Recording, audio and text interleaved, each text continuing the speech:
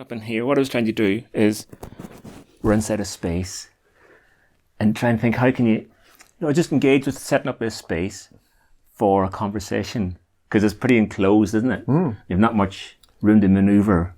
Not too boomy, is it? Probably not. I don't imagine so. It's got some soft furnishings in it. Yeah, and there's no massive flat areas. No. But it's more just where you sit in relationship to each other, because I can't really sit in the sofa, can you? No. We'd be staring at each other too much. And if I sat in that chair, it's too far away. I did think about putting the chair here. Then I'm sort of towering over you a little bit, which isn't...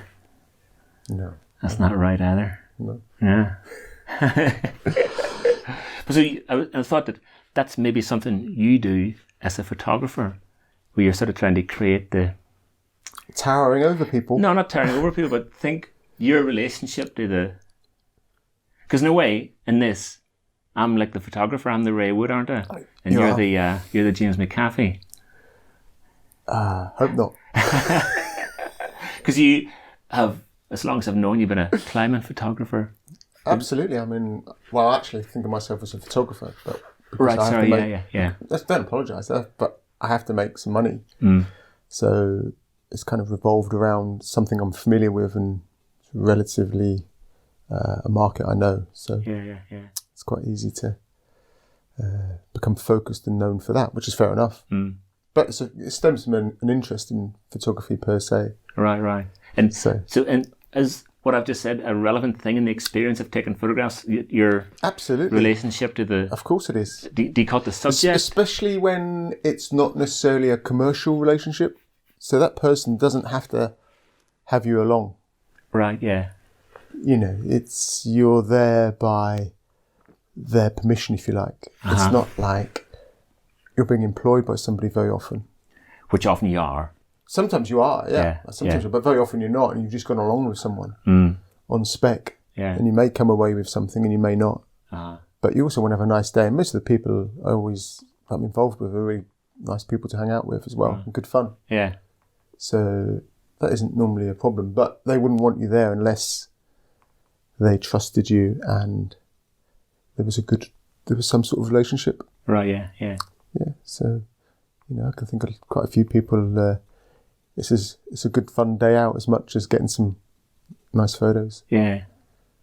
So, yeah. And so you got to, not trust is maybe the wrong word, but, so there is an element of trust, and I was thinking about this the other day. I was standing on a little prow that juts out to the far right-hand side of the rainbow as you look at it, and it was all undercut underneath, and I was thinking, if you didn't think what you were doing, you could just walk too close to the edge and knock a load of shit down on the people below. Actually, in places you're being trusted, and I think climbers are actually far too trusting sometimes of photographers that they're not going to knock something on them, or because they're generally above them. There's a kind of element of trust that you're not going to hurt, damage them. Yeah. So there's that side of things, and there's the side that you're not going to put them off, or it's changed a great deal now, isn't it? Because with digital, you're always going to get something. Right. Does it feel like that? It does. You're always going to get something. Yeah. So there's less pressure to have to come away with something usable, because even if it's with processing afterwards, you can always get something out of it. Right, yeah. Pretty much. Yeah, and it works in incredibly poor light too, doesn't it? Absolutely, yeah. That's amazing. So, and most, certainly a lot of hard climbs never take place in nice light these days. Right, yeah. Because everyone's waiting for it to go into the shade. Yeah. So, the conditions. So, yeah, so there's an element of that. Often it's in very could be quite contrasty situations whereby, the cliff would be in shade, but the background would be brightly lit. Right. So, say you are off to take a photograph, say a climbing photograph. Are you conscious about how you're going to take a picture, or what you're trying to do? I think so, yeah. Think of a climbing picture of one of yours. Yeah, absolutely. I mean, if you think of a recent one with Angus on Mission Impossible. Right. It's a shady cliff. It's a very steep cliff, so perhaps you want to show the steepness is the thing. But it's very hard to get any background in it, because it's down in a hollow. The ground behind it rises up, so that diminishes the feeling of how exposed it is, because the ground rises up behind it, which is a bit of a negative. And it's in the shade in the background. You're normally up there on a sunny day, so the background's really bright, so it's hard to... So really it's going to be, you're thinking it's going to be quite a close-in shot and hard to show much really beyond actually the steepness or the effort or the emotion perhaps that the climber's going through when he's climbing it, or she. So what do you do? You've already got something in mind about where you're gonna be to take the photo. Yeah. Nowadays, of course, with digital, it's very interesting, the comparison. In the days of film, sometimes you would do a lot more setup photography, whereas now pretty much everything I do is as it happens for real, in the raw, in the flesh. Which is more exciting because, and often they're on routes that are really hard, so they're not going to go back and either A, repeat it, or necessarily put themselves in a position where it's a big run out, or obviously they can always do moves, set it up and add back in, but it's a lot of hassle, and they could do moves by the gear or something like that to set it up, but it's never going to be quite the same. No. Do you think? No, it's not really the same, and particularly with film. Right. You could always tell. I can think of several... Oh, you mean movie film? Movie film. You can always tell when someone's gone back to... Okay, here's an example of that. Years ago, that film of Alex Honnold, before he was Super Honnold, he soloed Moonlit Buttress. Yeah, that's right. 10 pitch, 513 or 512 plus. It's a climb that I did. It's an aid climb. It's really exposed. And then you hear, my God, somebody's freed that. You go, oh my God. And then you hear somebody's soloed that. Oh my shitting God. And then there's a film made of it. And it was at Banff, and the filmmakers are there. I don't think Honnold's there, but the filmmakers are there. They said in the film, it's recreated. Honnold just abseiled down and soloed the crux again. He did that in Mexico as well. For Sendero Luminoso? Yeah, absolutely. Really? Yeah. That seems so out there to But do he's that. a special case, isn't he? He is a special case, I guess. But at the time and there's a lot of money involved. Yeah. It's a commercial for everyone. For everyone involved. Yeah. A lot of the stuff I'm talking about is non-commercial in the sense of no one's actually paying for that day. Yeah. You just checking. Give it a little tap there, Ray. Just so paranoid about them. Testing. Yeah. But you know that thing about recreations, and you're saying it's digital, but there was a time when every photograph you saw of a hard route was a fake.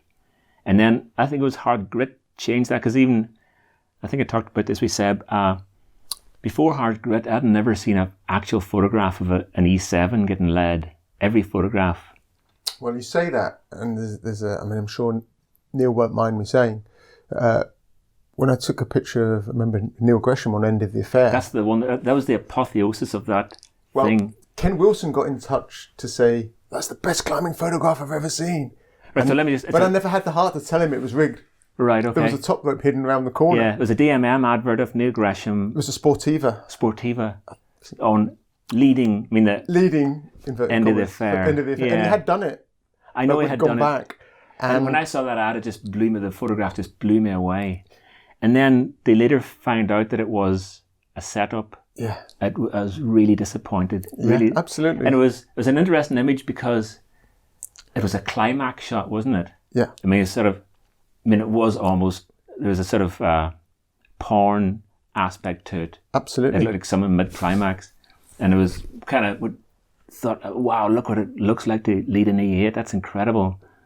And the light was perfect and the colours were beautiful. It was just really crisp. And there's a big run out. Yeah. So you see the rope trailing down to the one bit of gear. Wow. I'm not even sure he's doing it the right sequence in the photo. I think the photo was set up so that it was more about it looking good than being the right sequence. I think subsequently, I remember someone saying to me, I tried it like that way and it just didn't work. All right, okay, yeah.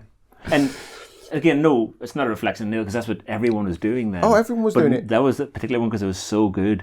But also at that point was you couldn't guarantee having got a decent shot. Because, with film, you've got to get all the exposure right. There wasn't going into Photoshop back then to adjust it and get everything looking nice. Mm. It was like either you got it there and then or you didn't get it. Yeah. And so to guarantee you came away with something very useful, well, what you wanted, you would go back and set it up a bit. But there was a lot of that. And then that was the early days of sponsorship as well, when sponsorship in climbing was really taking off, and it was settling down and people were trying to find their way in that area, and everyone was covered in logos. Do you remember all that? Yeah. I mean, you look back at it now, I mean, strangely, people don't have logos pretty much. I mean, apart from... Some people were more logoed up than others. Yeah. But again, that's what people were doing. I'm not having to go at you or Neil, but no, absolutely. To me, that was the climax of the staged shot. Yeah, absolutely. Yeah, and it's not something I would do now. Yeah. There's no need to do it. Right. That's the point I would make now, is that there's probably no need to do it, unless it was a really commercial shoot. I mean, that shot in itself was just one we went back to go and get. There was no one paying for it. I mean, obviously, so you're doing it speculatively. You're looking to take the picture and then you're hoping to sell it afterwards. Yeah. And I'd never had the heart to tell poor old Ken that it was set up. Bless him. And so, but that was an interesting era. It was of a certain time. You're right. You think it was the start of professionalism? Around that time, it was really. I mean, obviously, I think John Dunn had been leading the way with, sponsored climbers and people making reasonable money out of it, and some of those climbers like Neil have stayed with it. Yeah. And to this day are still, and people like Tim Emmett that came afterwards and making reasonable careers out of it. And Tim again had a professionalism, it was a different attitude, wasn't it? Yeah, because initially it had always been seen as uncool. Yeah. And even then it still was. Yes. Even whenever they were doing it, they weren't doing a cool thing. No. Maybe it's still a bit like that. I'm not saying you shouldn't do it. I'm just using this word cool as a sort of... Yeah. Within the wider acceptance of climbers. Yeah. You could... and people didn't used to seeing logos on climbers on front covers and things. It was like, okay, well, they've just gone out, they've set up that photo just to make sure they can see the logo. But then there was incentives for getting a logo on the front cover of a magazine. Right. So the photographer never got any more money, but the climber might have a deal with the person whose logo was on his shorts or leggings or her leggings, and they'd get £500 or something. Yeah. So there's a big incentive then for the climber to also make sure they got a good photo. Right, yeah. So there's a lot driving that setup to get the right shot. And there's always been relationships, isn't there, of climbers and photographers since, I guess Ron Fawcett was first.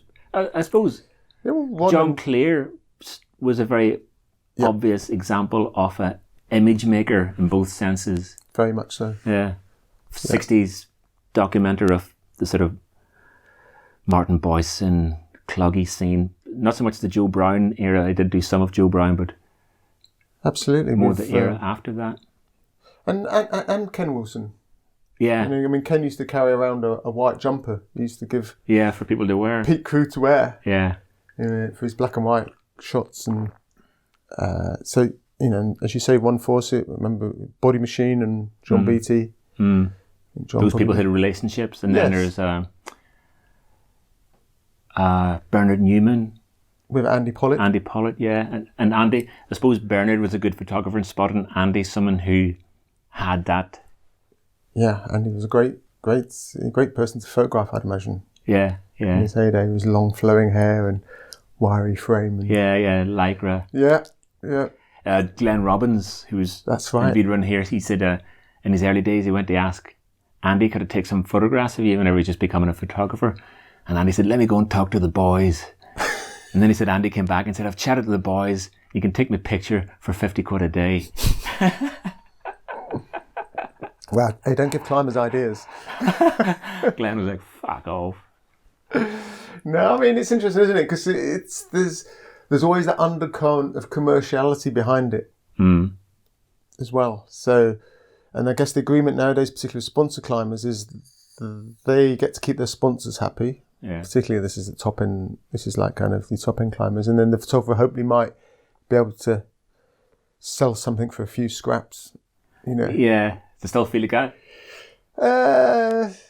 Yes and no. You wouldn't do it, I don't think, to make much money. You wouldn't do it but as a great thing to be outside and engaging with the activity and be involved. And it's quite rewarding. Right. Did you come from a photography background into climbing? Did you study photography? Well, kind of. How did it all happen? So you're not from Wales, are you? Absolutely not. I'm East End of London. London, probably yeah. tell. Yeah. So originally, but I came to Bangor University as a callow youth and wide-eyed, and having actually already started climbing because the school I was at in London had an adventure training scheme. Right. And weirdly, the guy that took over the adventure training scheme was a chap called Hugh Clark, who became a mountain guide. He wasn't at the time, but he used to bring me up, and now it seemed really weird. I used to go away with him on weekends, him and his mates, on climbing trips. Right. And one of the first trips up to Wales was to where we are, pretty much at the top of the hill where we are now, to Al Harris's place on Biggle.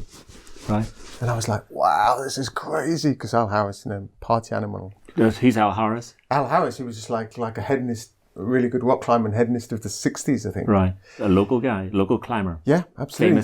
Famous. I've heard of. He wrote a book called Take It to the Limit. Right. Which is like the easiest and funniest read. It's like everything that you imagine, like all the cliches of the 60s rolled into one. Right. 60s and 70s. And I think it was him that opened up the first cafe in Clonberis. Right.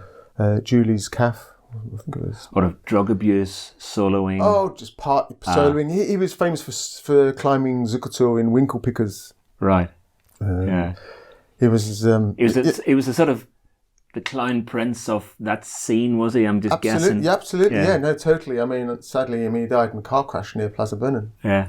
He was like, that epitomised the, live fast, die young kind of. Right, okay, yeah. Attitude. I've heard his name. I don't actually know much about him beyond. Strangely, Toby, his son, now also still lives at Biggle, below the mast. Right. And runs Pete's Eats.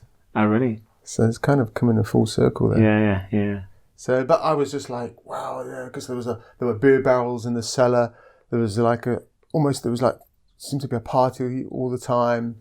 What age were you? I was like 15, 16. And you were just sort of whisked away from your little life in London? Yeah, and I was like, whoa, I was like, sitting there quietly, and then Al had an argument in the morning with his girlfriend at the time, and she told him where to go, because he wanted to go and play snooker in the Douglas Arms in Bethesda, and she wasn't happy about that, and she was like, this massive row, and everyone storms out, and I'm like, oh, okay.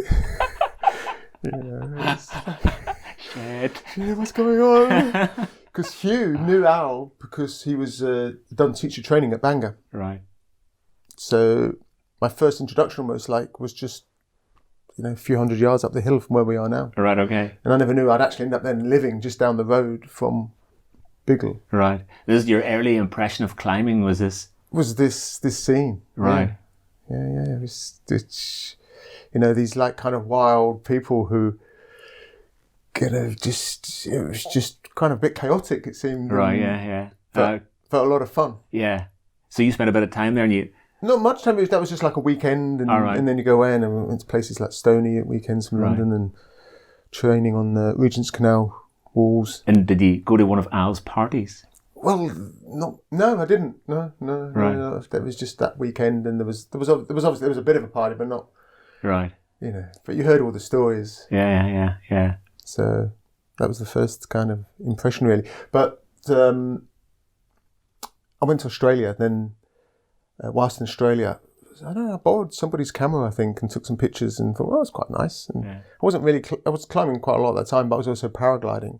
And then when I came back, I started taking some paragliding pictures, and then to cut long story short, then I thought, I actually need to learn a bit more about photography. I'd love to know a bit more about the background, the history, and some of the kind of more kind of academic side to it. So I went to... Why did it to you, it wasn't just that, it was, you'd seen this as a sort of a thing with things around it. A bit like climbing is not just going up, but it's a thing with things around it, and the photography. So if you were to try and kind of narrow it down, if you explain it, so most people spend all their life in education focusing down ever into narrower point. Right. You think about it, you do your GCSEs, your A levels, and each time, and then you do a degree. And I did my degree in marine chemistry.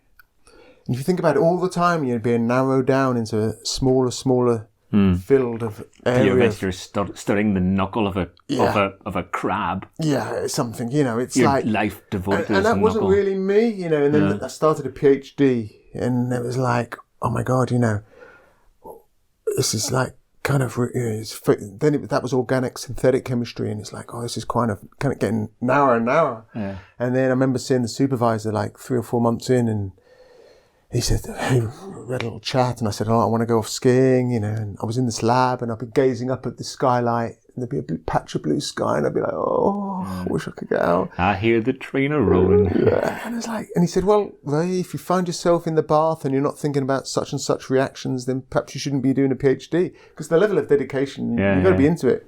And I was like, no, he's probably right, I shouldn't be. So that's why I packed. So I walked away from that. And the thing about photography is it's never about just one thing. It's so immersive in lots, particularly documentary photography. So I ended up going back to London College of Printing and doing a postgrad diploma in photojournalism, which was fantastic. So this is brilliant because I've got a degree where the thing is to do the minimum amount to get by. Yeah. As you do. Yeah. So you're in the lab or whatever, and you're just looking to get out of there as soon as possible. Postgrad diploma, people there doing photography, photojournalism, they're so psyched. They're psyched out of their minds. That was a kind of like a real turning point for me. I was like, this is how education should be. Right. This is what education... Passion. Absolutely. Yeah. No, we had to be kicked out by the caretaker from the darkroom. Yeah. It was like brilliant. Yeah. Really, really. And I thought, and so I've always said now to my own kids, don't do anything unless you're really into it. Yeah. There's no point. You're just wasting your time and just burning your soul. You've got to be into it. It doesn't matter what it is. I don't care what it is, but just be into it. Yeah.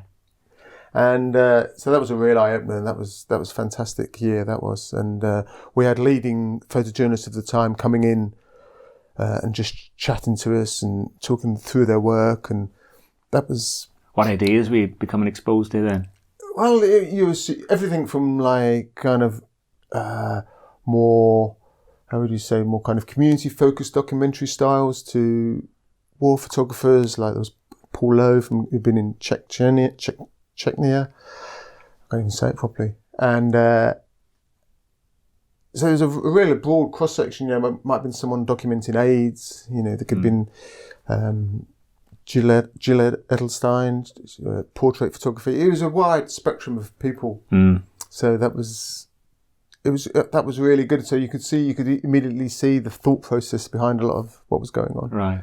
And it's fascinating. Were you led down a particular avenue? No, really. I did various projects, and then at the end of the day, you've got to try and make a career out of it if you want to do it, and that's the hard bit. Yeah. So so you kind of. But fortunately, when I came out of college, there was still a burgeoning magazine scene. Yeah. And I did a lot You mean in climbing? Sorry to go about climbing. There's a lot of photographers, and most of them are just people who've picked up a camera, put a bit of effort into it. And I'd say that's most climbing photographers are that.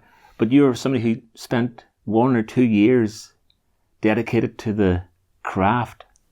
I learned a lot because I spent a year doing this postgrad diploma, and that was a real foundation. And that's what I wanted, because I felt almost a little bit fraudulent, if you like, or I didn't feel like I had a grounding in it. We're not talking about technicalities, because anyone can. It's very simple to use a camera. They're not complicated. No. But the actual broader aspects to it, and some of the more kind of some of the thought processes behind it, I think, and considerations, and it's really interesting. You can photography is about everything.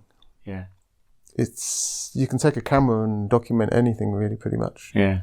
And then you have to engage with the wider issues. So it's very diverse in terms of how it's approached to everything. And I suppose with climbing, it's a very niche thing.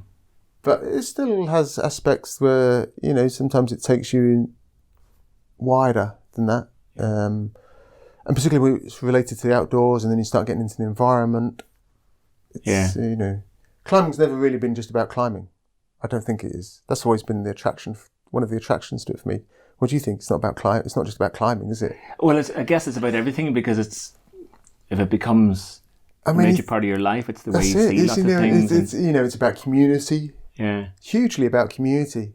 Yeah. It's great seeing old friends at Crags and even at the Wall and and you often do. You often do, and you've got this common thread. Yeah. It's about for me, it's also about landscape, and then that brings in the wider issues of access. How we relate to the natural world. All that comes into it. So it's not just about pulling on small crimps. Yeah. Whether people who come from the Wall background see it like that, I don't know. That's a question I sometimes ask myself. So almost the way you're describing it's not about photography. Photography is just the thing you use to express what you see. Or is it about photography? I guess the camera's like you look at the world and the camera's the way you record it. Yeah, yeah. But it's not just that, because I think it was it got described years back, not that long ago actually, in kind of seminal piece of writing about it being a timepiece for seeing. So that's basically, and we forget this. A camera is it freezes time. Yeah. Now, that's to me why I always, whenever I do talks or like this, talking to people, I always say, take photographs of people. Yeah. Because we're all imperceptibly changing, and we forget we've changed. Yeah. I've seen pictures of you when you've posted when you've been like a punk in Ulster. Yeah. And it's like, wow, look at that moment in time there. I know. And it's like, whew, that's amazing. Look what it looked like, and look at the hope in his face. I know. And look how he's been dashed. Look how it's all worked out. Kept the same person. Now we're in a cowshed in Penrevo. Yeah. It's so that whole time thing, and that was something I picked up from. Also, I remember Ken saying to me, "Ray, always get a group shot." Right. Yeah. Always because that captures like a moment that you can never go back and do that. No, I know. I can never go back and take a photograph of you 10 years ago. No. And group shots are amazing. I was out to Verdun last year, the year before, a couple of old friends I'd spent most of my life with, and I brought along pictures from the era of mostly just us stood around the campsite. But the thing that really took it back was having a car in the picture. Yeah. Cars were the thing that transported us back to 1980s more than anything else. Was there a Ford Capri in there? All that sort of stuff. And for Ford Fiestas, more like Ford Fiestas and sort of little Volkswagen Polos, and they're actually really tiny. Wow, little tiny tinny things. Now they're quite posh, aren't they? Even a Volkswagen Polo. Yeah, well, that's how. I mean, that's one way how climbing's changed. We all famously had heaps. In the 80s and 90s, early 90s, everyone had heaps, and now everyone's aspirations are very different. Yeah. But yeah. Not just climbers have changed that way. It's just the world's a different place. The world is a different place in that sense. Yeah. So what world did you come into climbing-wise once you started taking... Sorry, did you become a non-climbing... Not become, I don't want to use these words, but did you get involved in... Absolutely, I do a lot of work outside of climbing. But early, once you left your qualification? Yeah, no, I did a lot of work for a magazine called Outdoors Illustrated, which doesn't exist anymore. Sounds like a naturist magazine. I wish it was, I probably made more money. That's where the money is. Can I imagine what sort of publication Outdoors Illustrated is? It was a very broad brushstroke look at outdoor activities, and it was great. I mean, it was the heyday. It was the heyday of when there was all these gigs where you just got tourist boards were paid for magazines to send photographers all around the world. Right. So it was awesome. So I got to go to Borneo to cover the Climathon, which was the run up Mount Kinabalu. Right. Go out to the States for the Rocky Mountain tourist board or whatever, and go to Dakota and go and see cowboys in Wyoming. And oh, wow. It was good. It was really good. And in fact, I remember one of the first pieces I ever had published was off the back of a paragliding competition in Himachal Pradesh. That wasn't in Outdoors Illustrated. That was for a photography magazine. And that was really interesting. So it was they were trying to get paragliding established in India. And so there was big textile manufacturer, I think it was in India, was sponsoring this world-class event. So I went out to Billing, it was where the takeoff is. And it was, didn't really know at the time, but it was considered a holy site. and at the bottom was a big Tibetan community as well, being not that far from Dharamsala. And someone died during the competition, and the competition got cancelled. And the monks at the bottom said we'd angered the gods because we'd been flying there from this site. Yeah. And but they were lovely. We heard a big puja, and they invited us into the monastery. What do you think of that idea? You like to think there might be something, because the night of the prayer ceremony in the temple at the bottom below where the takeoff was on this hill, it was a big storm, and then all the unstable weather all cleared, and it was lovely the next day. All this bad weather then just disappeared. It was all, you can read what you like into it. Yeah. But yeah, it was that was interesting. So again, and that developed out of it wasn't just about the competition. It was about the Tibetans in exile who happened to live at the bottom near Dharamsala. At the bottom of the mountain. Yeah, and the people living around it, and what did they think of all these Westerners rocking up? And was this part of your photography? That was part of the photography. Yeah. I'd gone out there as a photographer to cover the event, and it was nuts, really. I mean, the reverence with which, kind of, as Westerners were held to the toilets were called kings and queens. In these makeshift portaloos things, it was like kings for the blokes and queens for the women. Yeah. But that's just ridiculous, isn't it? Yeah. I mean, but it was just strange, that kind of colonial hangover where everyone still called you sir. Mm. Yeah. And no one wanted to tell you something you didn't want to hear, so they always said yes. Yeah. There's a brilliant old Monty Python sketch I saw one time.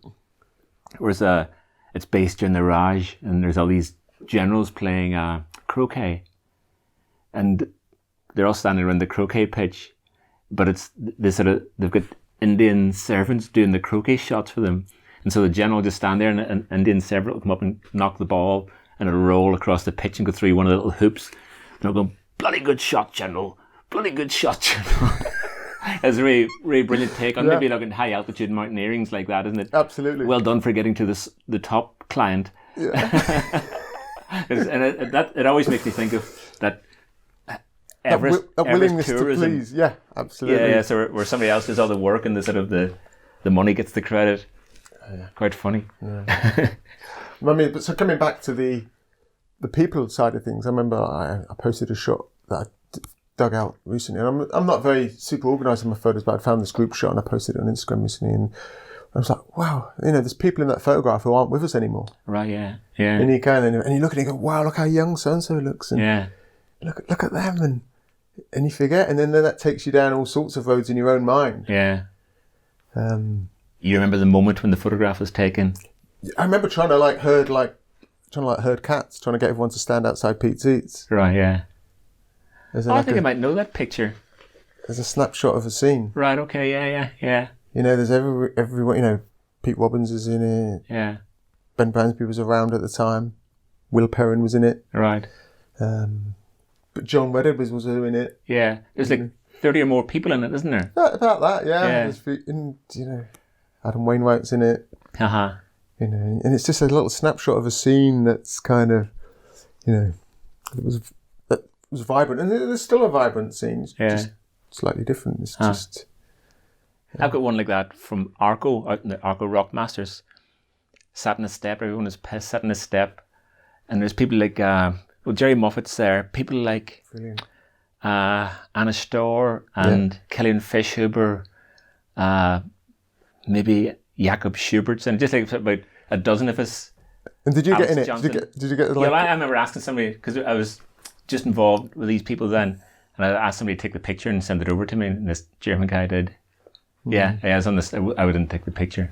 Yeah, but also, having pictures of your climbing partners and things, and taking time and to get a decent picture sometimes is worth it. I think. Do you do that in preference to climbing? Not in preference to climbing, but it's as important as, isn't it? It's all part of the story, and I guess that's what that's what we're going to lose with the quick fire scroll of nowadays and the churn, is that the story is lost.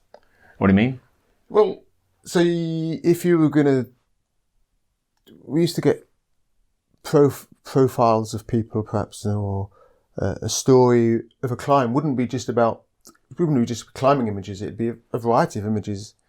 You know, it'd be the people in it, Yeah. the hanging around at base camp or whatever, or there'd be context. Right. So there'd be a story, perhaps. And that now is hard to tell with just one. But is it not easy because people can put so much up? You can sort of... But it's just, how many people even... So if you put more than one picture on Instagram, how many people actually bother swiping, perhaps? You know, Don't know. You know, Yeah, I don't know. yeah. You know, how many people bother swiping and stuff. And the churn's so fast, you know. Everyone's moved on. Gone. Yeah. Yeah. There was, I guess, with magazines, it was like a pause button, wasn't it, until the next one? Right, yeah. So yeah. there's 3 or 4 weeks whereby people would sit and maybe flick through it and look Yeah. at it and think about it, and Uh-huh. it'd be there. That would be the statement for the, this is pre-scroll days, before the next one came along. Sure. And they stick in your mind, those. Yeah. There's a lot of stuff I see that nowadays, including mine, probably doesn't stick in anyone's mind. No, well, I see a few. I see films that stick in my mind. Films, yes, maybe, yeah. But not even many of them, really.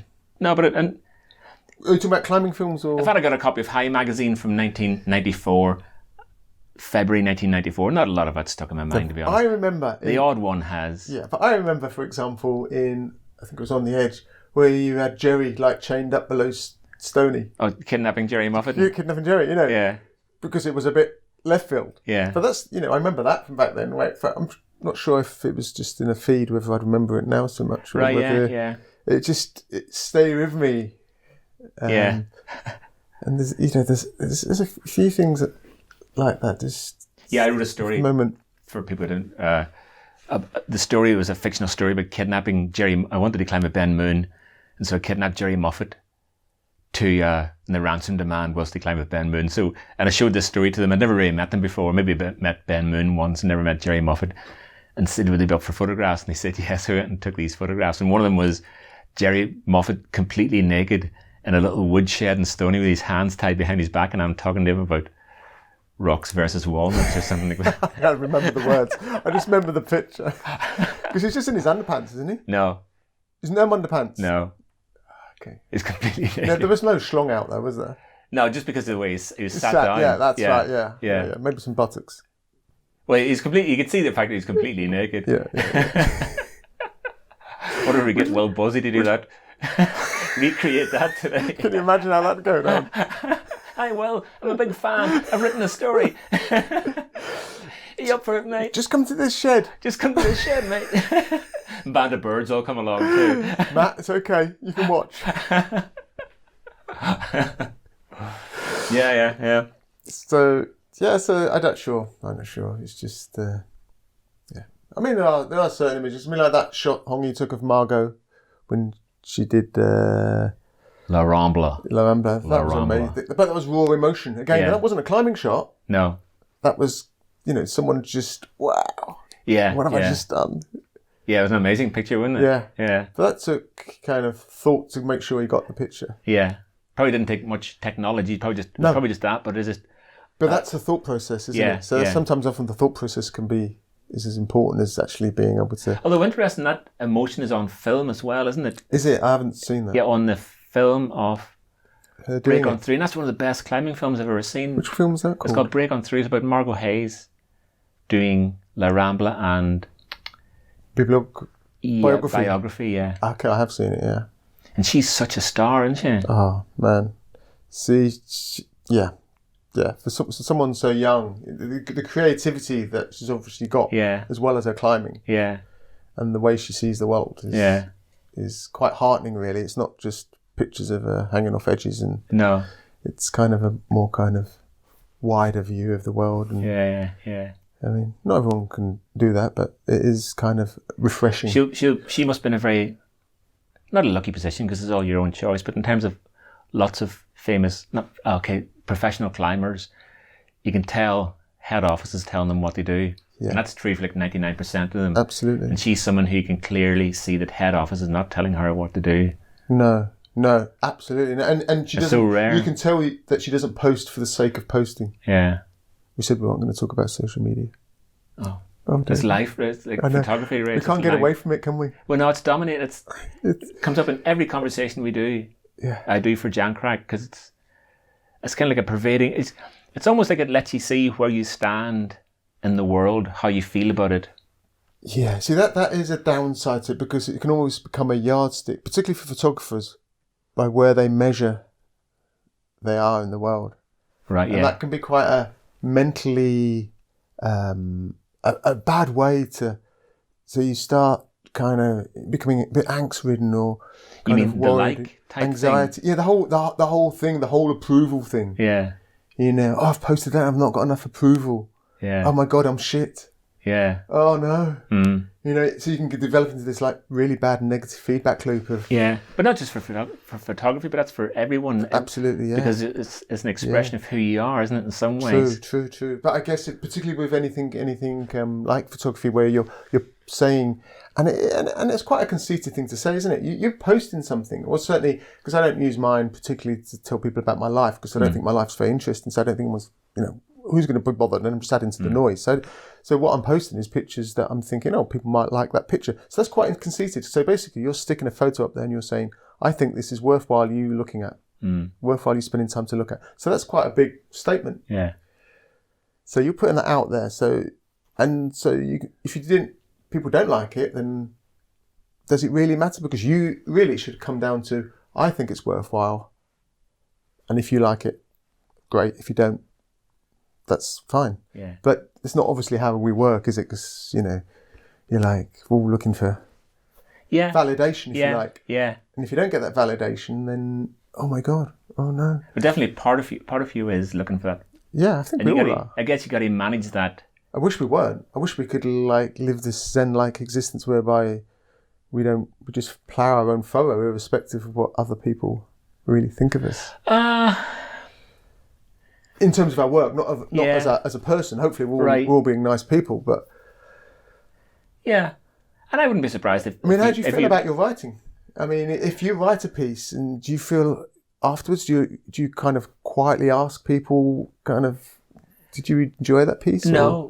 I kind of... Okay, so very early on, I probably would have done, but I quickly realised that people don't want to give feedback if they liked it. That's good, but they definitely don't want to have to start describing how they liked it to me. Right. And that's probably going to make it worse. So I very quickly decided just to write whatever tickled me myself. And if a gatekeeper, in other words, a magazine editor, is willing to publish that, then that's fair enough. The thing I'm trying to do is enjoy the writing thing. So yeah, and I like it if a picture gets likes for sure, but definitely when I'm doing those creative things, I'm doing it for my own pleasure. Yeah. Particularly like the pieces you do for Rock and Ice. It's got a worldwide audience. Yeah. Was it, especially because yours has often got a humorous slant. Oh my God, did they find it funny? Yeah. Did it fall flat? Did they get it? I know. It's kind of really... Especially writing for an American audience, primarily in that magazine. Right, yeah. Who have a very different sense. I remember I was writing this one about being out in Moab, and I put in this line, and my friend was wearing these stupid shorts, and I was wearing one of those hats that paedophiles wear. And I thought, they're bound to take that joke, because only me finds that funny. I know paedophilia is not funny, but they say I was wearing one of those hats that paedophiles wear. They'll take that out, but they didn't take it out. Oh, that's good. They left it in. I thought that's interesting, because I don't know why that's... To me, that's funny. I'm not belittling the crime and the horror of it, but there's humour in that to me, and I sometimes think that I'm the only person that understand. I don't understand why it's funny, but I'm the only person who would find that funny. But somehow it gets published. I'm doing this book, Border Britain. There's a place down in Devon or Cornwall called Downderry, and I come across what I'd written and been published before, and it says, or, if you're a prod, Londonderry. And I just thought, who the hell's going to get that joke apart from me? The Americans might, and the Irish will. But anyway, there's just that thing of sort of anyone who's been to Ireland and knows anything about Ireland's going to get it. Yeah, okay, yeah. But the reason I put it in was because I found it funny, not because anyone else might find it funny. Yeah, but then I also think with something like that, you shouldn't lower to accommodate No. People should raise their game, perhaps. Yeah, for sure. Yeah. So- To me, it's like understanding people, right? You know, somebody will say, "Why did you do that?" And you'll say, "Because of that." And they, "Well, why did you do that?" And because of that. But why? And almost they keep asking somebody, "But why? But why? But why?" As you're trying to move them into your sphere, so therefore you can understand them. But what you got to do, if you want to understand someone, you have to move towards them, don't you? You can't. To try and bring them towards you is not. I guess there's a meeting in the middle, isn't there? Kind of thing. You can't be too. The gap can't be too big, I guess. But almost like if you just let yourself go there. But then sometimes I read things and I think, God, I really don't get that. And Yeah. I think, okay, so I've got to kind of find out why I don't get it, and I've got to go away and kind of look into why I don't get it, or why I don't quite understand it, or why it's, or someone says this is amazing, and I read it and I go, well, that's not amazing, but why is that not amazing for me? Am I not getting something? Right. Yeah. Yeah. So I think you have to kind of, there is an onus on the person as well to really try and go some way to, finding out where that person's coming from. And stuff. If you're sufficiently interested, it takes a lot of absolutely, effort. of course. Or you could just go, I can't be asked, and just move Yeah. on. But then you just scroll on, Yeah. or whatever. I mean, if you hear some jazz, somebody said is amazing. No one can explain to you why it's amazing. Totally, but there's lots of music like that, and then you do get it eventually. You kind of listen to it a bit more, and you're like, yeah, I get this. Yeah. Because you've given it time and let it. Or you've had to work at it and kind of understand it a bit more, or feel it. Yeah, and then you've gone somewhere. Again, that's back to that. If you try and understand someone else instead of trying to make their actions fit into your way of seeing the world, if you understand them, then you've travelled somewhere, haven't you? Totally, and that's how it should be. We should be taking people with us sometimes, and that's why everything shouldn't be accessible and immediately click, and move on. Sometimes it should stop you. I mean, okay, well, what? That is interesting. Why is that interesting? Yeah. Well, they don't particularly with maybe imagery. Right. There's lots of photographs I can think of, and this is thought of as like a great photograph, and you're like kind of, okay, what makes it great? Yeah. Somewhere where I got that thing of, I mean, must be like a year or two ago, and I heard a transgender person on the radio talking about how they wanted the world, almost like what they expected the world to be. And almost like initial reaction is to me as well, the world's not like that, like some sort of naff old school reaction. And then I thought, well, why not just accept that this is how that person sees the world, and don't feel challenged by it at all. I'm not anti-transgender, but just like sort of, I've not got the language of today. No. My brain is wired from an older language, so it's kind of... We can't go there, can we? Because we can't, we haven't got the language. We would say the wrong thing. Yeah, but saying the wrong thing is one thing, but sort of... That must be a fear a lot of people have now. Yeah.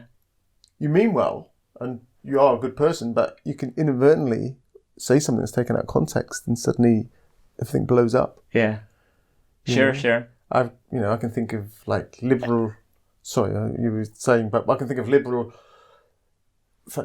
really well-meaning people who do have a pretty good grasp on a lot of the issues around the world, but they can be taken out of context, and suddenly they're just ruined. Right. Yeah. So, deplatformed, I guess. Yeah. It hasn't gone on so much in the UK climbing scene. No. More so in America. Right. Recently. Yeah, over sort of language and... Yeah, and not, the whole identity politics, I guess, and, who are you to have an opinion on that? Yeah. Because either, you don't understand, you're not this, or this. Yeah. Which is... It's hard, and again, is when these attitudes have a lot of power behind them, they become harder to hear, but as attitudes, they're perfectly correct, aren't they? Both, I mean, what that argument is a totally valid argument. Yeah. But it is quite sad when you see good people, essentially good people, being vilified for saying or doing something, and you're like, well, there's so many people out there much more deserving of your wrath than this person. Again, that's an internet thing, isn't it? The encouragement of not anger, but sort of to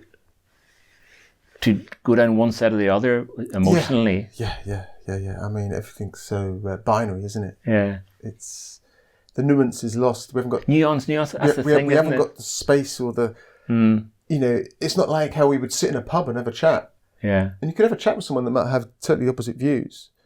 And you'll get there somewhere whereby you won't agree with them, perhaps, but you can go, well, I can kind of see where they're coming from. But you can't have that kind of subtlety on a online forum. I know. And sometimes you do come across it and you think, oh, wow, that's amazing. Someone's just taken the time. Been generous with their opinions. But this is where podcasts are good. Right. Because podcasts do give that space. Yeah. I remember listening to a Chris Hampton podcast with Genevieve Walker, which was great. Yeah. And then that was a kind of a Black Lives Matter focus. Yeah. But the way she explained it, you kind of go, oh, wow, I get that. Yeah. And you could never have written that. Right, yeah. It was just the questions and how she felt, and just talking about in the context of, going to a crag such as like Slavery Wall with her mates. Yeah. And her mates not understanding why she didn't feel comfortable. Yeah. And you could kind of, wow. And with the emotion in her voice as well, you kind of... Yeah, and you hear... You get that. And almost like the voice has got space in it, and you can get into space. You sort of need space to be allowed in a way. Exactly. And hearing her voice and the tone and the emotion carried in her voice, it just brought it home a lot more so than if it had been the written word per se. Yeah, well, maybe that's because so much of the written word has got anger in it, and and you're reading stuff into it that perhaps wasn't there because you haven't got that emotional connect. Yeah, you're not getting. When we're talking, we're having visual cues, which you're not going to get, and so perhaps the podcasts are a bit closer towards that sitting down around a table. Okay, yeah, it's very similar. I was chatting to Hazel Finley. She does a podcast called The Curious Climber, and I listened to her talk with Trevor Messiah. Right. Who's a black climber from Bristol area. Yeah. And again, it's really interesting to hear, because I was chatting to Hazel the other night and I was saying how much I enjoyed it, and she was saying, because it was refreshing that he, in his life, and I agreed with what she said, he wasn't looking for racism or looking for offence, but he just observed its effects. And so to hear it from someone who's not looking to be angered is much more powerful in a way. Absolutely, yeah. And did he kind of describe climbing as kind of welcoming? As far as I remember, he's talking more about life outside climbing. As far as I remember, I mean, it's been a while since I listened to it, but just about general life and traveling and being in America, being in bars. So and I agree. Once you have that space, you can accommodate a lot more. Yes, and that's personally why sometimes I just you just know there's no point engaging. Yeah, because it's that nuance is never going to be carried over. No. So, But again, go back to the transgender person that I heard in the radio. I felt really liberated by seeing that. Okay, that's their worldview, and there's no. You can't argue with that. You can't argue with it, and by accepting it, it was one of those things. My world has just increased. Yeah. My world has got a little bit bigger from feeling like I was understanding another point of view, and that's again in life. It's really hard to do that because it is but that's where travel comes in, isn't it? Right. That's where meeting people and as you say, like engaging with people, having a beer with someone, having a coffee with somebody from different walks of life. And that's where that kind of growing, to my mind, comes from. If you stay in the same insular, small community all your life, it's harder to grow like that, I think. Yeah. That reminds me a little bit, because we're in Wales, and there's a Wales is Not For Sale painting on the Cromlech boulders up the way. And it's kind of interesting thing to see that. I mean, for people around here, so one thing I thought is it's a pretty old school thing to write. It's from a long time ago, isn't it? People still feel like that. I mean, that's the sort of graffiti you would have seen 4 decades ago. I think that resentment, and understandably, of being taken advantage of is always underlying. There's always been there. Wales is a small country. It's Yeah, but it's not a conundrum that's limited to Wales, is it? I mean, what actually that's about, if it's talking about housing, then that's common to Cornwall, it's common to the Lake District. Yeah. But of course, there's other issues that kind of bubbling underneath that message as well, Yeah. Hang on, I'm getting lots of... Let me just try and turn off this. It's so popular. It's so popular. Yeah, that'll be it, right. Look at them all. It's Dave Turnbull going, where the fuck are you?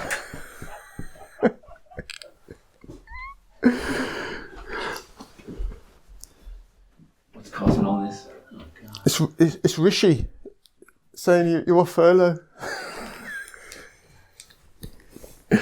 What's causing all this? Let's just reply to this. I'm actually doing this during my lunch break. So, Are you resentful about that? No, it's a wonderful way to spend my lunch. I feel all warm and gooey. Right, let's just turn this back onto airplane. That's a nice cup of tea. Yeah, it's a time to relax. It was like a podcast tea, wasn't it? It's wonderful. It relaxed on top of the hearth. Yeah, tea's so brewed. important. Yeah. Lots of tea gets drank in Wales, doesn't it? Yeah, absolutely. Does tea not get drunk in Sheffield? It does, yeah. But there's something about Wales that I imagine long winters. The panad. The what? Panad. What's that? Welsh is like brew. Cup Right, of tea, okay, yeah. Do you want a cup of tea? But yeah, dark, wet winters. Yeah, long. winter is coming. Yeah. Winter is coming. Storms in the horizon. It's going to be a hell of a 3 months. Of lockdown. Just COVID. Elections. Brexit. Yeah. It's all going to happen before January. Yeah. We're in for a bumpy ride. We are in for a bumpy ride, aren't we? And hope. Wales is a good place to be North Wales is a good place to be when, we're lucky. Yeah. So. Do you feel lucky living around here? Oh, it's fantastic. Absolutely. Whether I should feel guilty because essentially I'm an Englishman who's moved to Wales. So how do you manage that? Because I just come back, we were talking about that before. How do you manage that paradox? Because... Well, I take a far more globalist view rather than, I'm not a great fan of nationalism per se. Yeah. I think it causes more problems than it solves. Arguably the North Wales towns have got more in common with Liverpool than they have Cardiff. For example, what way? Because of communication and... All right. there used to be there's Welsh chapels in Liverpool. There's been a big Welsh community in Liverpool, for example. It's very hard. North and South are very disconnected. Hugely. It's so hard to get to Cardiff. Yeah, there's it's 4 hours to get on the train. The train has to go out of Wales into England and then down the border and back into... So it's... Do you feel Wales has been fucked over by England in that way? I don't think I'm qualified to say. Right. I love living here. I love the community. It's... There was a guy this morning when I was just in Bethesda that I hadn't seen for a while. He used to work in the garage where I got my car serviced, and he was like, "Oh, hello, I haven't seen you for a while." Yeah. And he's now running his own window cleaning business called Fenestri Square Windows. Right. And he was like, I said, what's with the name on your van? And he goes, "Oh, well, when I used to work out, I was really square." Right. So he used to call me Square. Right. So I was like, that's the name of my company now. Right. It doesn't look so square now, but obviously. Right. So, yeah. But there's a few, as with all these things, there's a few people who are very vocal and they make themselves heard. But that's not the masses, is it? No. And it's very divided. It's very divided even amongst people who've grown up and lived here all their lives. You've got 2 kids here. So my kids have grown up here. They speak Welsh. Right. But they probably wouldn't be considered Welsh because they've got English parents. Right. And has that been tricky for them? Not at all. No. I mean, it's fantastic because wiring the brain to be bilingual. Because certainly, I think I'm not sure if it's true in all of Wales, but certainly in North Wales, all the kids grow up in primary school bilingually. In fact, I think it was all in Welsh when they were in primary school. Right. So, but that's great to my mind. They've had another dimension. Yeah. They've had another language added to them. Their brain is wired for learning another language. They've got an understanding of something else beyond just English. Yeah. So that's great. The reality of how much that's used, well, it's not really used outside of Wales particularly. It's not even particularly used necessarily outside of North Wales. You go to South Wales, you don't hear much spoken. Right. But, whether that'll change, we'll see. But what you're saying, it's what you value about it is the effect it has on your brain. And the culture. Yeah. They are wired into a slightly different culture. They've got two cultures. They've grown up with two cultures. Yeah. Because as an outsider, I definitely get a sense of strong culture here because the boundaries haven't changed much. No. There's a real connection to the past here, isn't there? Absolutely, but you see that in the dry stone walls, you see that in the land, don't you? Yeah, because I wander around here and there's like these old ruined cottages. And absolutely, you see everywhere. You see the hardship where people lived, the quarry workers, wow. Bloody hell, what a heritage that is. It is, and there's still people alive who remember it. Yeah. There's fewer and fewer. And there's still people alive who, the resentment from when Welsh was forbidden to be spoken in schools. That shouldn't have happened. So, and there's still anger about that. Right. Yeah. But the quarrying heritage here is just, I'd say it must be strong because I bet a lot of people died. I've seen footage of quarrying. Yeah, absolutely. And you go, oh my God. Yeah, you wouldn't want that nowadays. No. You wouldn't want your kids to go into working in a quarry. We Welsh men stood in these mad, tottering cliffs, levering off tons and tons of slate. It's dangerous. On a rope. Yeah. No. And they were taken advantage of. There was the unions tried to do what they could do, but yeah, it was hard to fight back against the landowners. Yeah. But Penrhyn Quarry across the road, all of that, and Penrhyn Castle was built off the back of the slavery and the sugarcane trade. Was it? Yeah. Yeah. So subjecting the locals here to a bit of hardship was no skin off their nose. I guess not. Yeah. Huh? All right. So photography again. Oh yeah. Yeah. What about that? What journey has your photography gone on since you got into climbing? What was the first climbing realm you got into apart from that mountaineering thing you talked about? Oh no, that was a paragliding thing. Right. In Himachal Pradesh. Just magazine stuff. It was just about making a bit of money. What sort of year? Mid-80s would it have been? Right. Were you around here? No, it must be late 80s. Yeah. No, once I came to Bangor, when I was 18, Bangor Uni, I never left. Were you involved in people like Paul Pritchard and... A little bit. It was just kind of the tail end of that. A little bit. I wasn't really doing a lot of photography around then. Right. It was more just climbing for myself then. I hadn't actually discovered my own mind. I was kind of a late developer in life. Right. Coming back to that earlier thing about realising what you want to do, it was only, do I really want to be doing chemistry? Why am I doing chemistry? I'm doing it because that's what I was good at school, not because it was necessarily what I enjoyed. So, I've just developed my own mind, not what my parents are telling me I should be, or what society feels I should be doing, going down that predictive path of O-levels, A-levels, job, house, wife, children, blah, blah, blah, blah, blah. Yeah. So, not to say there's anything wrong with that. Nothing wrong with it. It's just, I hadn't felt I had the space to question it. Right. So, and I guess that's one of the great things about climbing, isn't it? It makes you question all that, because it's quite time demanding. Yeah. And hanging out with all like-minded people pursuing the same goal, you kid yourselves that this is the world you want to live in. Yeah. Because when you're keen, you could easily spend the full 5 days a week doing it, couldn't you? Oh, absolutely, yeah. It's quite, you're meeting up with someone deciding where you're going to go. Yeah. Go in there. It's a time-consuming sport, isn't it? I guess that's one of the attractions of bouldering, for example. And certainly I found when I was really going out doing lots of bouldering was that you could go out on your own without having to arrange to see someone, and it's a quick hit, and it's convenient, especially when you've got the pressures of having to make a living, and kids and so on. It fits in with a kind of busy timescale, and the expectation now, of course, is people have a bit more money and people want have careers, which there wasn't that pressure really back then either. So there's a book just come out, wasn't it? Slateheads. Yes, the guy read it. Need to read it a bit on Jamcrack. Right.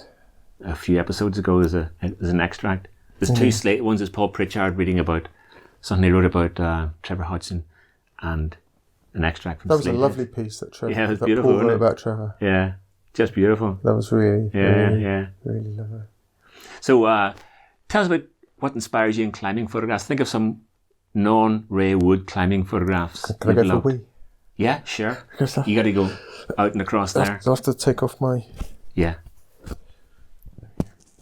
You can think about that question when you're out there. Think of the question you can ask me again. You can do your clever editing skills. People don't really want to know I'm going for a wee. No, I know. Is that tea? Well, actually, it's the coffee. Yeah, you're fully loaded, aren't you? Yeah. I thought you were going to put on my shoes there, Ray. Really? Yeah, they'd be easy to put on. They're bigger than mine. I know. It's nice for you. They're like 11s, massive feet. I'm quite tall. I'm 6'3". Stops you falling over. Which way did you say? Straight ahead? That little building you can see there out on your left.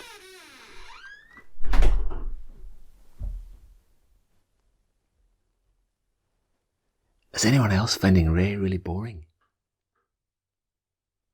Is he? Or is it just me? Is it anyone else?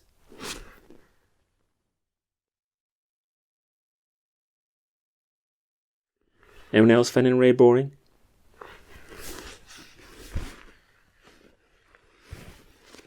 Is anyone else finding Ray really boring?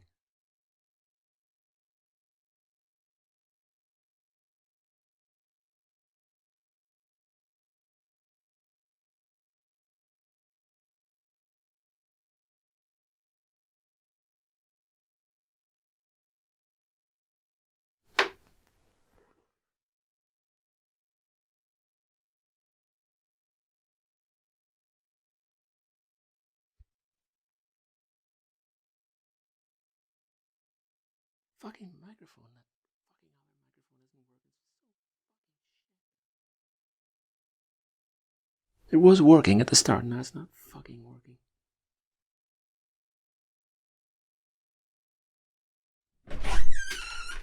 Oh, it's better. But that, Ray, swear to God, this microphone was working at the start. Now it's just not working. It's not recording. So fucking annoying. I mean, hopefully these ones are. Must be the channel one.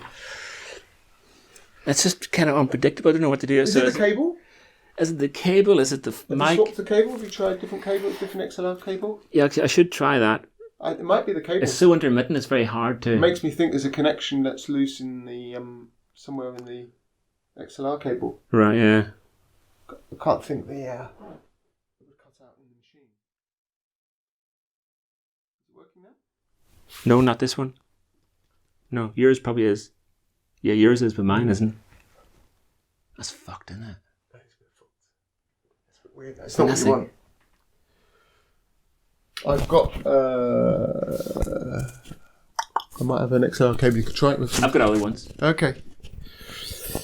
What are you going to do? Well, hopefully these have worked.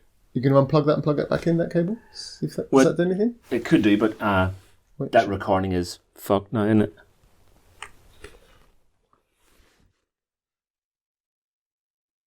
No. Weird, right? Yeah, it's working now.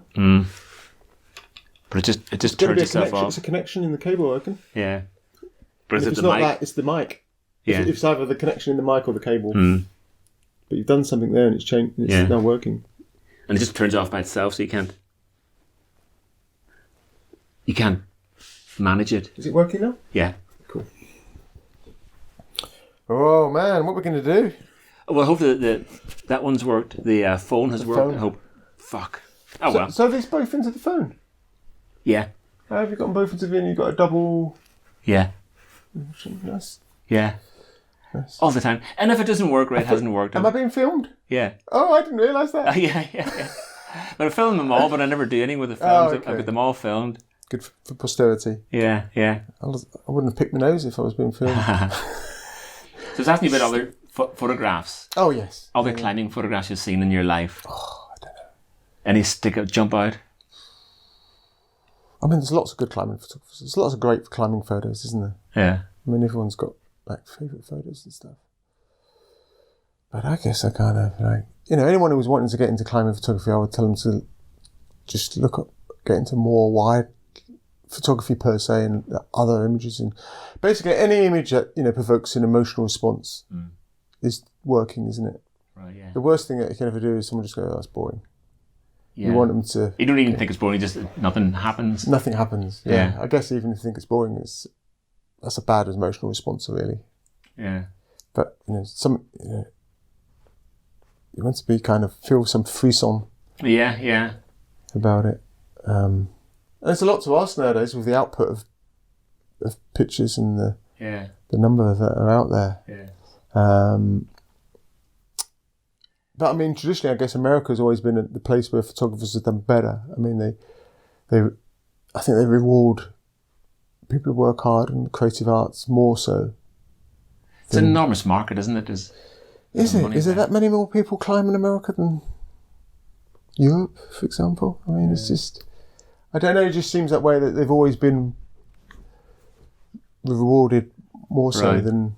And the light's better too, isn't it? And the cliffs, there's kind of a bit more going on sometimes, isn't there?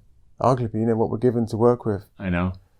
I mean, we've got gritstone, which is very sculptural and beautiful. Yeah. We've got... Sea cliffs as well. Very dramatic. Very dramatic. So are we just defeating our own argument here? Possibly, yeah. Yeah, gritstone does look beautiful, doesn't it? Yeah, it is, yeah. And the Americans love gritstone. Yeah. They're like, oh wow, you got this gritstone in the peak. Yeah. There's an American book called Stone Mountain. Have you seen that book by... No. Is that Jim Thornburg? Yeah. Is it? Yeah. Oh, see, Jim's a great photographer. Just the photographs. I mean, he's just been amazing. Because he does a lot of photography with Californian Climber. Yeah. It's a good little magazine. Most people in the UK would never have seen it. It's still going. Yeah, I mean, just within the state of California. Right. The Needles and places by the sea and just obviously Yosemite. And it's just the variety and the rock and and the light. Oh yeah, and the weather. Yeah. No, I know. But I mean, they're really into going out to get pictures as well. There's and even people who've made a good career out of it, like Simon Carter, that they work hard and they will go out with climbers early in the morning and late at night, and the climbers work hard with them to go. Right, yeah. There's less of that climbers in collaborative. the UK. They're not asked to, because they're not getting. There's not really any incentive as long as they get something. Yeah. I can't think of anyone I've really worked with in the sense of that's not a commercial basis to go out and just, getting up at 5 or whatever. It's very rare that happens. Right. To get the light in just the right place. Or what I remember is Paul Williams' photograph of Jimmy Jewell. Oh, Solo in the Axe. Solo in the Axe. Just me and my Sportivas. 7 a.m. clubbing. Yeah. That was brilliant. And that was but that's emotional, isn't it? Yeah. In fact, the strapline works so well with it as well. Yeah. The words and the image. I know, just, imagine being up on Cloggy first thing in the morning. Yeah. Solo in the Axe. Solo in the Axe. Yeah.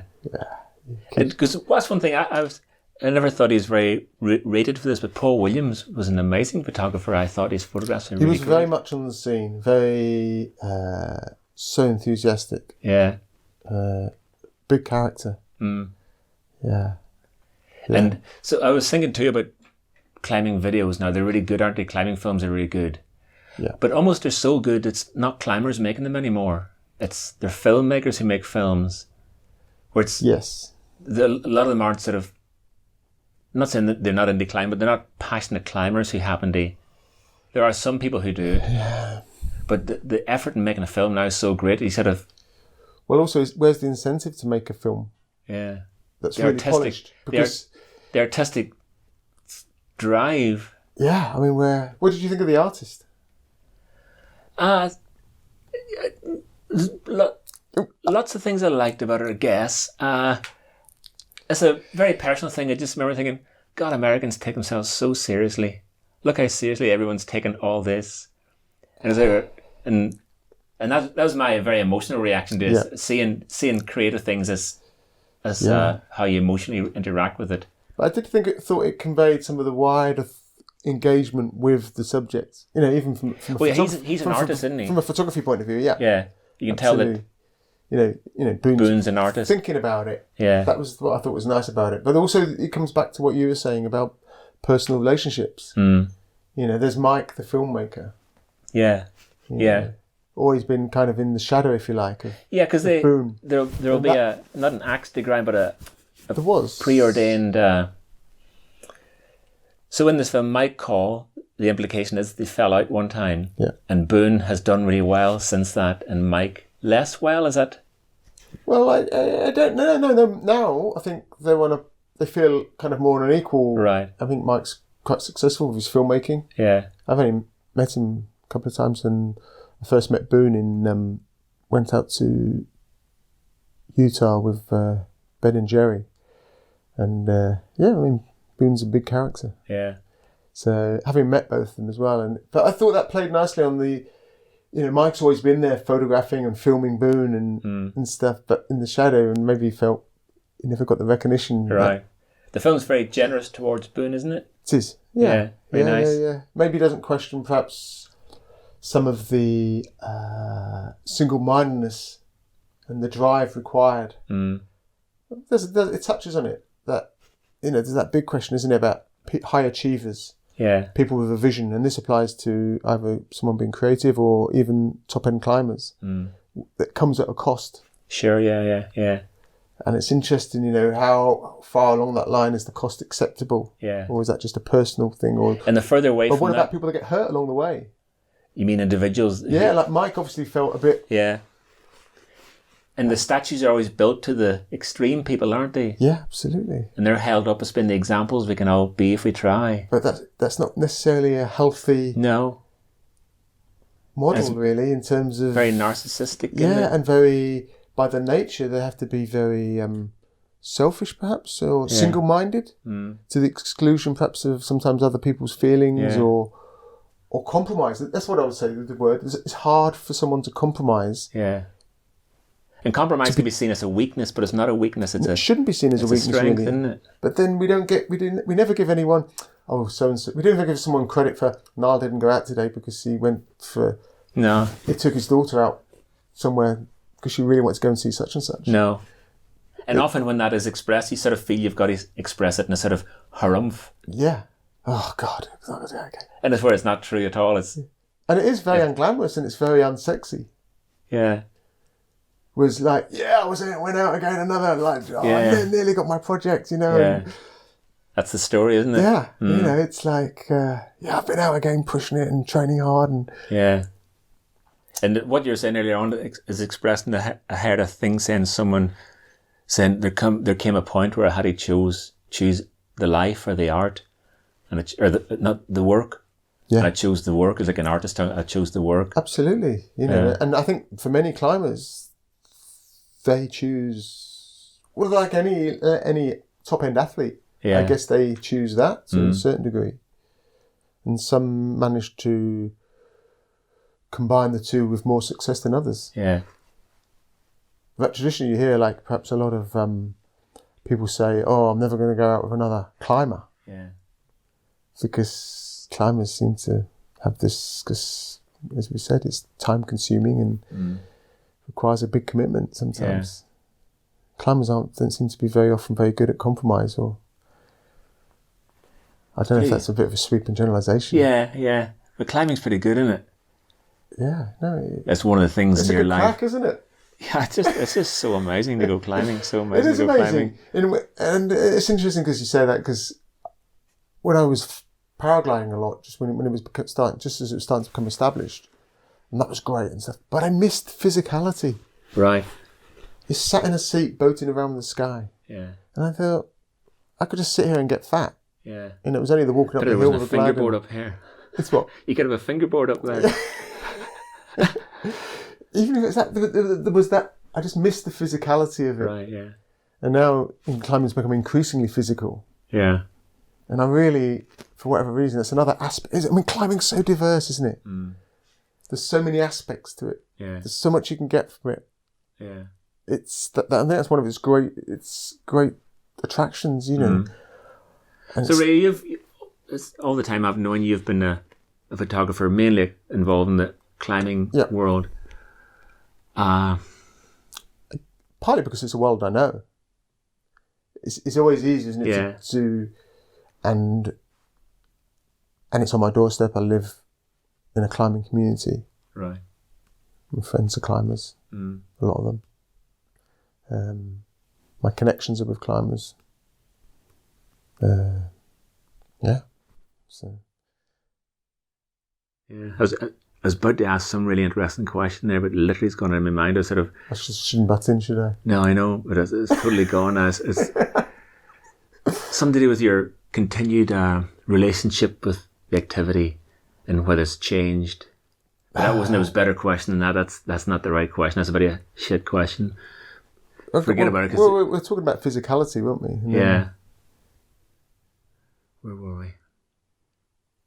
No, it was quite a sort of cool question, but I won't ask a bad version of it. No, don't ask a bad version of it. So tell us about another picture. I'll just warble on, shall I, a bit more about climbing. Tell us about another picture you've taken. Before we go back to the picture thing, what I'd like to add to that, I mean, talking about it being diverse, you know. So I didn't climb much during lockdown, did lots of cycling and so I've come back to climbing pretty weak. Right. You know, which, you know, the bar's not very high, so you can imagine how how when weak you say it is. weak, It was quite weak. So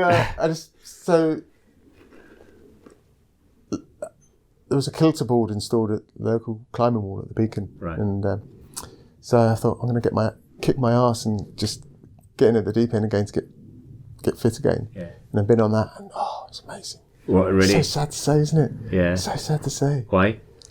I don't know why it's sad. I don't know why I feel guilty saying it. Because it's an indoor wall, you mean? Because it's an indoor 45-degree piece of wood with a load of holes in it with lights. Yeah. Christmas tree lights. Yeah. You know. Yeah. And yesterday I had a session with Nick Bullock and Mick Lovett and Glenda. Yeah.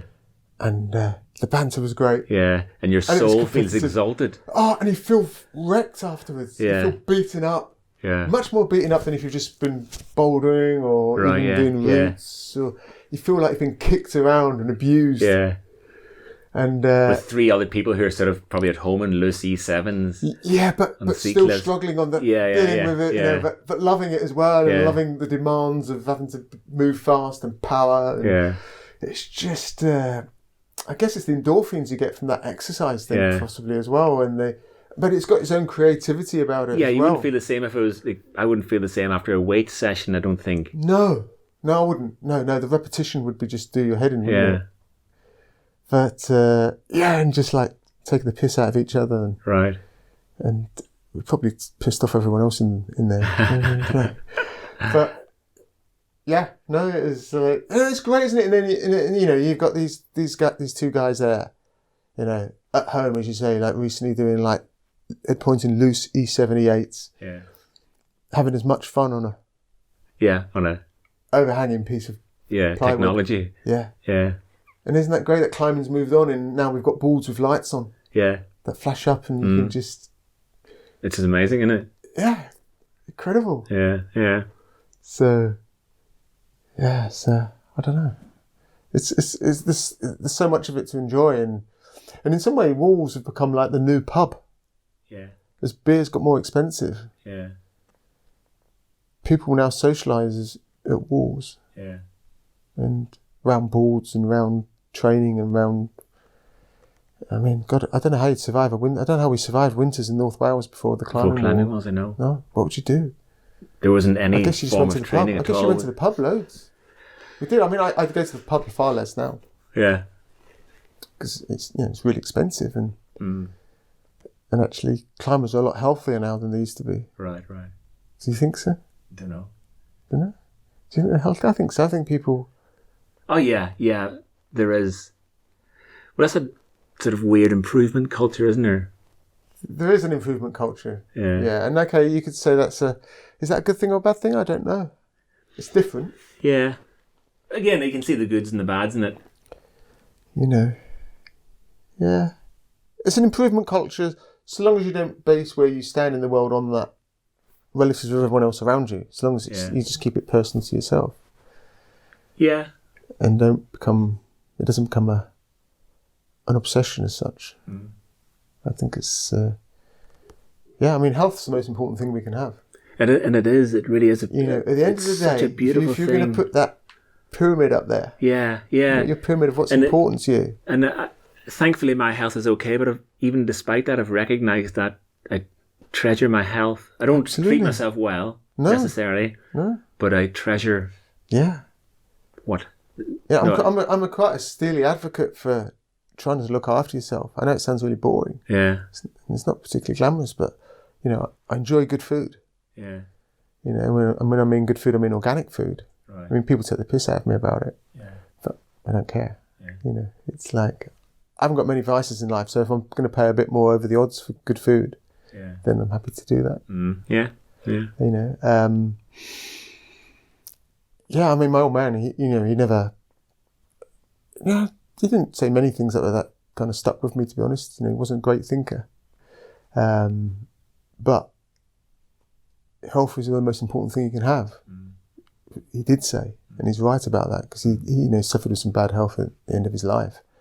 And you can see where he suddenly got that from, and absolutely right. It's a gift. I think it's a gift. And a lot of it's luck, isn't it? With health. Some of it's luck. Some of it's self-inflicted. Yeah. Some of it what we do when we're in our 20s sets the layout for your 40s and 50s, I imagine. You don't think about that, of course, when you're in your 20s, do you? No. You're just letting rip. No. And these people that say to you, when you're older, the best years of your life, bollocks. Yeah. There's not much good about getting older. No. It's so overrated, that old adage. Yeah. Forget that. Yeah. Takes longer to recover, hurts more, Yeah. you're more likely to get ill. What the fuck's good about getting old? Yeah, I know. Apart from a bit of perspective, maybe. But I'd say you're privileged to be experiencing a lot of the joys of not typical for your age, but a sort of all ages, because you're involved in this climbing scene, which is age is a broad thing in that. So you get to experience a lot of the fun things of being all ages. That is another good thing you picked up on there about climbing. Yeah. Age seems to be, it's not a boundary. No. You can climb and boulder with youngsters. Yeah. And have just as good a time, and it doesn't feel. No, there's no. No one's thinking that. What's a bit odd? What's that old guy doing with?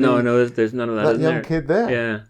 Yeah. There's none of that, and even to you see, it's not necessarily a huge drop off in performance. No.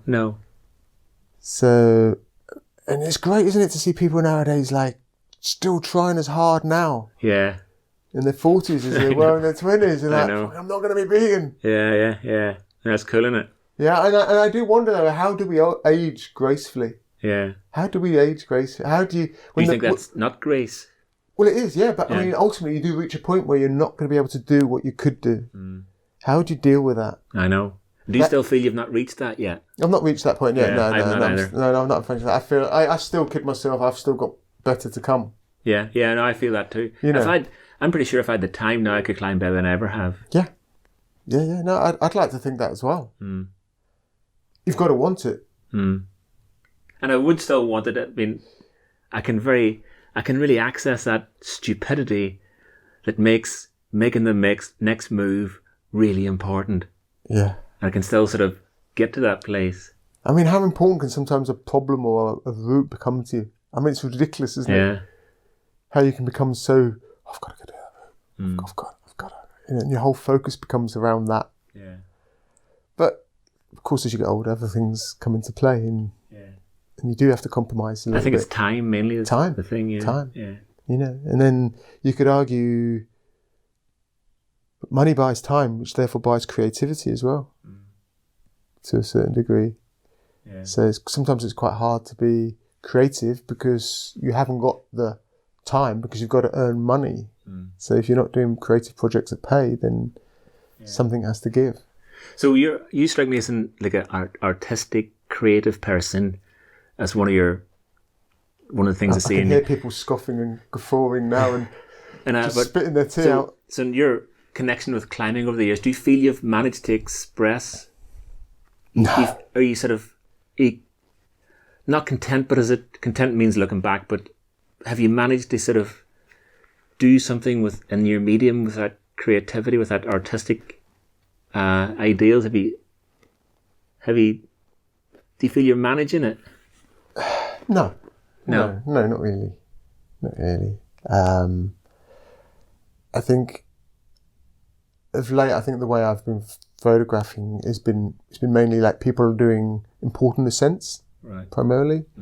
So you just make the most of what you have at that time. So it's an exciting way to work because nothing's rehearsed. There's no repeating moves. It's you either get what's going on or you don't. You only get one shot. That's quite exciting and quite nice. But the benefit, as I said before, you get that raw emotion and that reality. It's not hammed up. When we were talking earlier and saying, you can just tell the difference. If someone goes back to film something, an ascent, you can tell straight away. And you'll forgive someone poor production values for authenticity. I think. I can think of Emma doing was it Fisheye? Or Liana? Was it Fisheye? What's the huge long one? So the Fisheye or what's the other one? Mind Control. Mind Control. It was Mind Control. And Alex's phone footage of her. Yeah. A bit shaky, not ideal, but it captured the raw, the breathing, the moment, the expression on the face. I think going back when it was filmed for her film, it's just not quite the same. It's just, you can't feel it. Yeah. In the same way. Yeah, it's all about authenticity. Yeah. If you can fake that, you're making good stuff. Absolutely, and that's perhaps coming back to what we were talking about before. The key to setting up stuff was faking it so that no one would have guessed. Right. Yeah. And I guess that shot of Neil Gresham on End of the Affair was one that people didn't guess. Yeah. So certainly fooled Ken. So I think that's where the commercial side of comes in, because it can help people be creative. I think if you're commissioned to do something, then it's going to gives you license to be a bit more gung ho, and everyone's invested in the project a bit more. Whereas if you're just out snapping ad hoc, because you see it sometimes. Photographers, because the budget's not very big, they've got to try and cajole a stooge out to do something like hold the rope. Yeah, absolutely. For the day. Yeah, there's no money involved. No money, and they won't even appear in the film. No. Could you come and hold the rope while Steve McClure tries this thing up in the lakes? The weather's not very good, and we still got to do it. Yeah. It's a wonder we get any pictures, really, isn't it? But people love seeing their name in on bylines and credits. People do all sorts of shit for nothing, just to see their name in. Maybe the other thing I've been doing this book, and I've been finding photographs on Instagram. I think there's loads of brilliant pictures out there. Loads of people making really great. You don't have to be a good photographer to take a good photograph. Yeah, you can be. You think you take enough pictures, you're going to be lucky. Yeah, but they're still taking good pictures. Yeah. And so there's still really good pictures coming into the world. Yes, but do they get lost quite quickly? Not if they make it into my book. I'll do nicely, thank you. I'll do nicely, thank you. Cheers, I'm just conscious of the time. Are we posting? How long have we been going? This is probably like at least an hour and a half. Is it? Is that too much? Too little? That's about right.